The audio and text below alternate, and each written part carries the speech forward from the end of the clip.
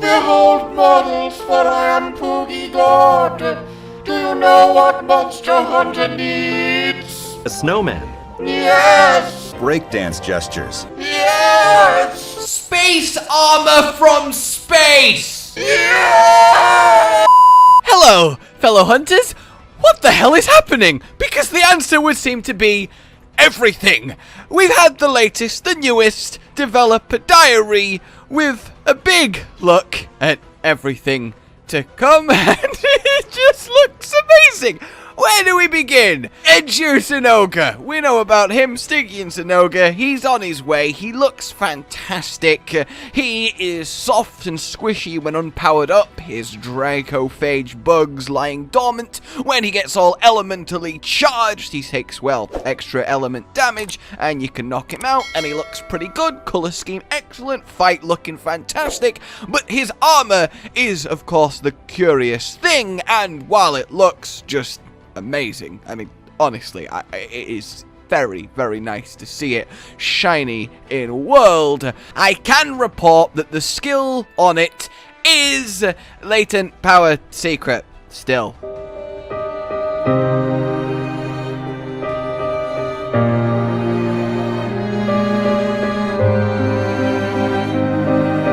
So, you know, there is going to be different combination of skills on the raw pieces, but that kind of already hamstrings it to begin with. There is Stygian Zinogre weapons that will give us some dragon element options, so that's always worthwhile looking forward to. Given how monstrous the heavy bowgun is, I can only shudder to think what they've pulled out when it comes to this. But really, there's not much more to talk about when it comes to him. Now to the guiding lands, which are getting even more sizable with the addition of a Tundra zone. And honestly, it's kind of terrifying how just monstrously big this, honestly to me, best map ever made in Monster Hunter is getting. Its weight, its girth. So, of course, with that comes a new stage on our treadmill of power. We can take our weapons ever further with new materials to be gathered, and essentially just think how the volcano region worked, but, you know, it's icy now, so of course we're going to get Barrioth and Viper Toby, and,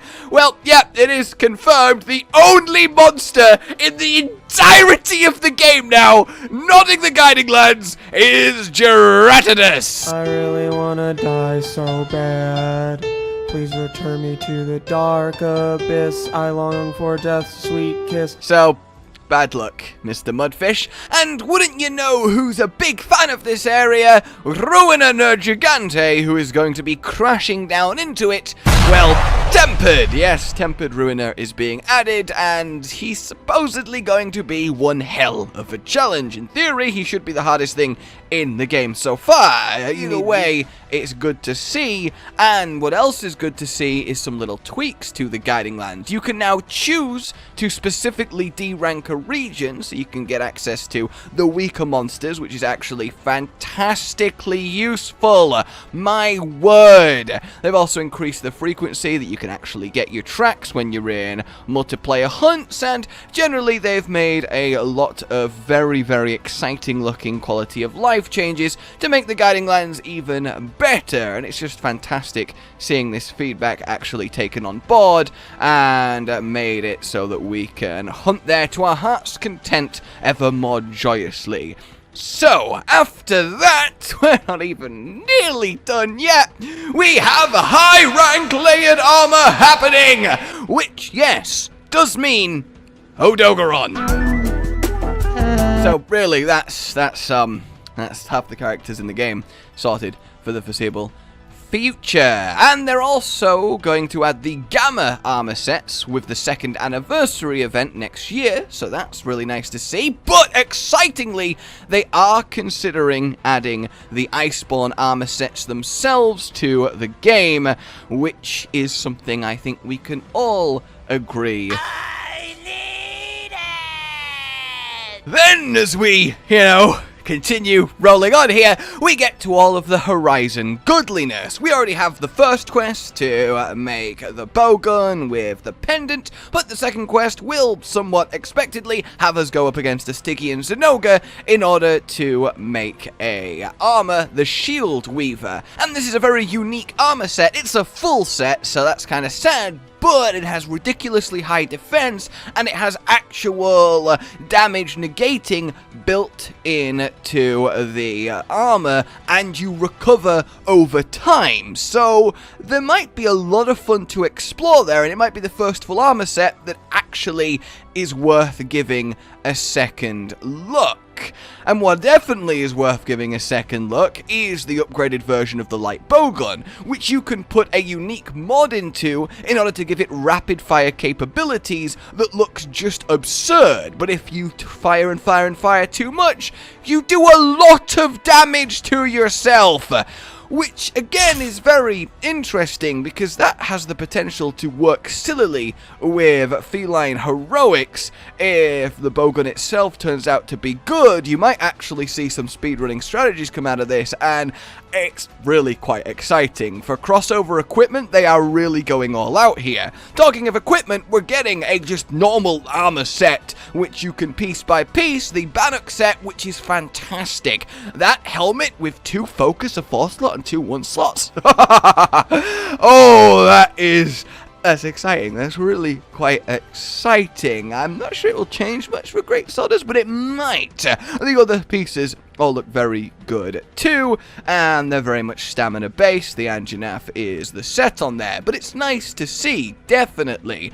Then, as we roll on once more, we get to the Guardian weapons, which is just the offensive side of the Guardian armor that was implemented. That's all fine. We're getting a load of new room decorations that are themed around a Japanese style, which all look absolutely fantastic, and I'm very much excited for that. We're also getting Cotton's definitely new hairstyle.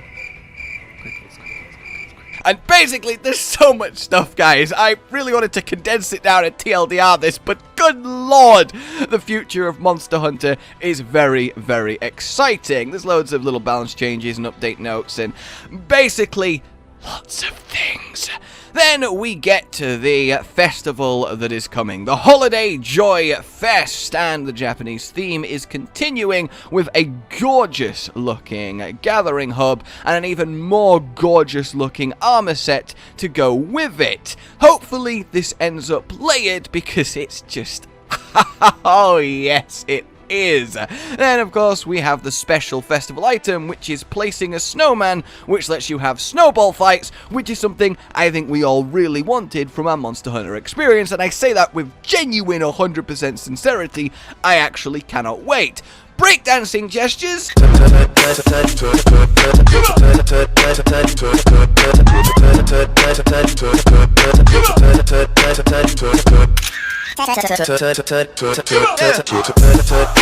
Because that's something we needed in our lives. And then this, a sleuth of silly weapons returning. Yes! They are going to be a lot of fun, and I definitely know someone who's going to get a lot of use out of them. Also, penguin helmet! Alright, so goes on the march of content. Obviously all the event quests coming back, there's loads of just new general cosmetic stuff that you can get across the board, like the statues in the room, and plenty of stuff to dig in there. Nothing critical that you absolutely can't miss, but, you know, there's lots to see, lots to do, and really, it's going to be a lot to get stuck into. Then, looking to the future now, it's only just begun. The Grand Appreciation Fest, the second year, and we've literally gone to space! Look at the outfits! What? You sound insane. Do you realize that? Maybe! But you know what? That's okay, because this looks so much fun! The hub's gonna look gorgeous, and they've given us bloody star robes! They've made the Palico an alien! It all looks so goddamn good! We get the classic Palico look, which warms my heart. It really, really does. And, oh, there's just a lot going on there. You even get 2 little sketches of Poogie to put on your wall. So really, that's what needs to happen. And then they're giving every single weapon type its own set of unique poses. So that works out, does it not? That's pretty damn cool to be playing with. And the one thing I will say then, one little bit of speculation that I'd love to add at the end of all of this onslaught of just raw stuff, is that with the 2nd anniversary being space and star and celestial themed, and with no mention of our mystery dragon now, I can only assume that he is going to be poking his head around then. That seems like it lines up a bit well, doesn't it? Also, is it just me, or is Safi'jiiva over here after Stygian?